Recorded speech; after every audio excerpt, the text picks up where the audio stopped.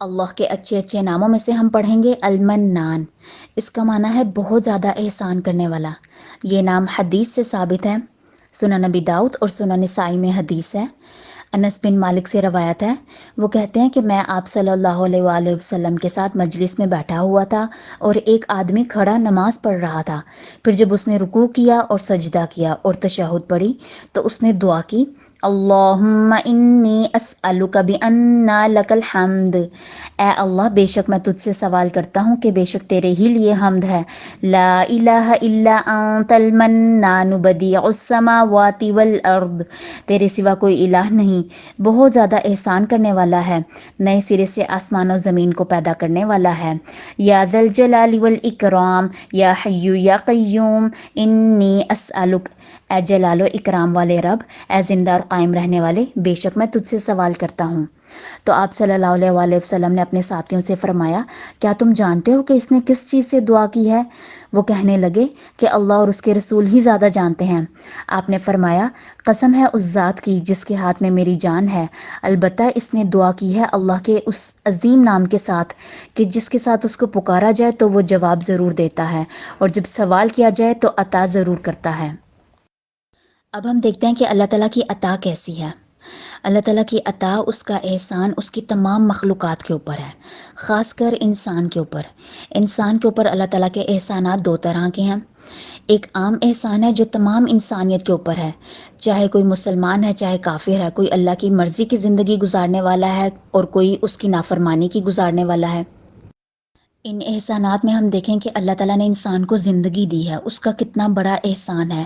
پھر انسان کو عقل دی، اس کو آنکھ کان، اس کے جسم کے تمام عضو دیے، پھر اس کو مال و دولت دیا، اس کو صحت دی۔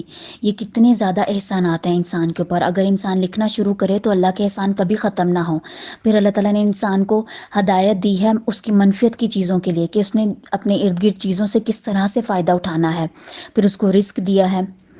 اسی طرح ہم دیکھیں کہ بہت سے لوگ ہیں جن کے پاس ان میں سے بہت سی نعمتیں نہیں ہوتی، تو اس کا کیا مطلب ہے؟ کیا اللہ تعالیٰ نے ان پر احسان نہیں کیا؟ ایسا نہیں ہے، اللہ تعالیٰ نے ان پر خاص احسان کیا ہے تمام انسانوں کی طرح۔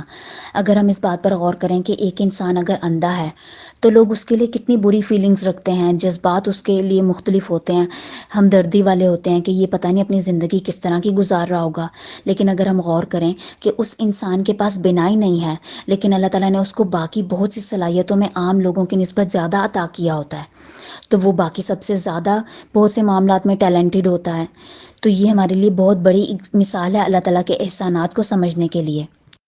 ہمیں بس اس بات کو ذہن میں رکھنا ہے کہ اللہ تعالیٰ کے تمام فیصلے جو ہیں وہ عدل اور حکمت پر مبنی ہوتے ہیں، اور سب انسانوں کا امتحان ہے، اور باقی احسانات تو اللہ تعالیٰ جنت میں کریں گے، جو انسان جنت میں جائے گا۔ پھر اللہ تعالیٰ کا خاص احسان ہوتا ہے جو اس کے خاص بندوں کے اوپر ہوتا ہے، اس کے اولیاء کرام کے اوپر ہوتا ہے، اس کے انبیاء رسولوں کے اوپر ہوتا ہے۔ کیا احسان ہوتا ہے؟ وہ ہدایت کا، دین شریعت کا۔ ہم دیکھیں کہ اللہ تعالیٰ نے قرآن میں بتایا ہے سورۃ الصافات میں، البتہ تحقیق احسان کیا ہم نے موسیٰ اور ہارون پر، اور ان دونوں کو نجات دی اور ان کی قوم کو بہت تکلیف دہ آزمائش سے۔ یعنی اللہ تعالیٰ جب کسی انسان سے دین کا کام لیتے ہیں، جیسے انبیاء کرام سے لیا، تو ان کا کوئی اللہ پر احسان نہیں ہوا، بلکہ اللہ کا ان پر احسان ہوا کہ اللہ تعالیٰ نے ان کو چن لیا، پھر ساتھ ہی ساتھ ان کو جو ان کے دشمنوں سے نجات دی۔ یہ اللہ تعالیٰ کا بہت بڑا احسان ہے۔ ہم ان آیتوں کو وسیلہ بنا کر بھی اللہ سے دعا کر سکتے ہیں کہ ہمارے دشمنوں سے اللہ تعالیٰ ہمیں بہت زیادہ تکلیف دہ آزمائش سے نکالے۔ پھر ہم دیکھیں کہ یہ سب باتیں تو ہم نے اللہ تعالیٰ کے احسان کی کر دیں۔ اب ہم اللہ تعالیٰ کی مخلوق میں احسانات کی بات کرتے ہیں۔ اللہ تعالیٰ کی مخلوق میں انسانوں کے دو رویے ہوتے ہیں، ایک وہ انسان جو کسی دوسرے انسان پر احسان کرتا ہے۔ اللہ تعالیٰ نے بہت سخت ناپسند کیا ہے کہ کوئی کسی کے اوپر احسان جتائے۔ احسان تو کرے، اس کا تو حکم دیا ہے، لیکن اس پر جتلانے کا حکم نہیں دیا۔ کیوں؟ ایسا کیوں ہے؟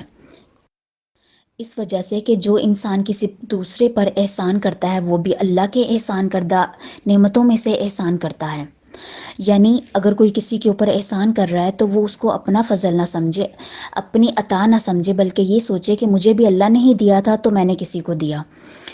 ورنہ اگر وہ جتلائے گا تو اللہ تعالیٰ نے اس کے بارے میں کیا کہا ہے؟ سورۃ البقرہ میں اللہ تعالیٰ کا فرمان ہے، اے لوگو جو ایمان لائے ہو، نہ تم باطل کرو اپنے صدقات کو احسان جتلا کر اور نہ ایزا دے کر اس شخص کی طرح جو خرچ کرتا ہے مال کو لوگوں کو دکھانے کے لیے اور وہ ایمان نہیں رکھتا اللہ پر اور یوم آخرت پر۔ یعنی وہ انسان جو دوسروں پر احسان جتلاتا ہے کوئی بھی اس کے ساتھ نیکی کا کام کر کے یا اس پر کوئی احسان کر کے، تو اس کو اللہ تعالیٰ نے کہا ہے کہ وہ اللہ پر اور یوم آخرت پر ایمان نہیں رکھتا۔ اللہ تعالیٰ ہمیں پناہ دے، ایسے لوگوں سے بچائے اور ہمیں ایسے رویوں سے بچائے۔ پھر اسی طرح دوسرا رویہ جو ہے وہ اس شخص کا ہے جس کے اوپر احسان کیا جاتا ہے۔ یعنی ہم بعض اوقات لوگوں کے اتنے مشکور ہوتے ہیں، بہت سے معاملات میں کوئی ہماری رہنمائی کر دے یا ہمیں کوئی چیز دے دے، کوئی مال میں کسی اور معاملے میں آسانی کر دے، تو ہم ان کے اتنے زیادہ احسان مند ہوتے ہیں، جبکہ سب سے پہلا احسان وہ اللہ تعالیٰ کا ہی ہوتا ہے۔ ہمیں ہر قسم کی نعمت کو، ہر احسان کو اللہ تعالیٰ کی طرف منسوب کرنا ہے کہ وہی وہ ذات ہے جس نے اصل میں مجھ پر احسان کیا لیکن اس انسان کو ذریعہ بنا دیا۔ تو سب سے پہلے اس شخص کو اللہ تعالیٰ کا شکر گزار ہونا ہے اور بعد میں اس شخص کا جس کو اللہ تعالیٰ نے وسیلہ بنایا۔ پھر اسی طرح سے دیکھیں کہ بعض اوقات کیا ہوتا ہے، انسان جب کوئی نیکی کے کام کرتا ہے، دین میں کوئی اپنا حصہ ڈالتا ہے، تو سوچتا ہے کہ شاید میں نے دین پر احسان کیا یا اللہ تعالیٰ کی ذات پر کوئی احسان کیا، جبکہ ایسا نہیں ہے۔ اللہ تعالیٰ کے اوپر کوئی بھی احسان نہیں کر سکتا، جبکہ اللہ تعالیٰ سب کے اوپر احسان کرنے والا ہے۔ اگر کوئی دین پہ کوئی عمل کرتا ہے، کوئی دین کا کام کرتا ہے، اس کو آگے پہنچاتا ہے، تو وہ اپنی ذات کے اوپر ہی احسان کر رہا ہوتا ہے کہ اپنے آپ کو دوزخ کے عذاب سے، اللہ تعالیٰ کی سزا سے بچا رہا ہوتا ہے۔ اگر ہم زندگی میں بہت سے معاملات میں مشکلات میں ہیں، تکلیف میں ہیں، یا بہت سے معاملات میں ہمیں آسانی چاہیے، تو ہمیں اللہ کو اس نام کے ساتھ کثرت سے پکارنا ہے کہ وہی وہ ذات ہے جو ہر معاملے میں احسان کرنے والی ہے۔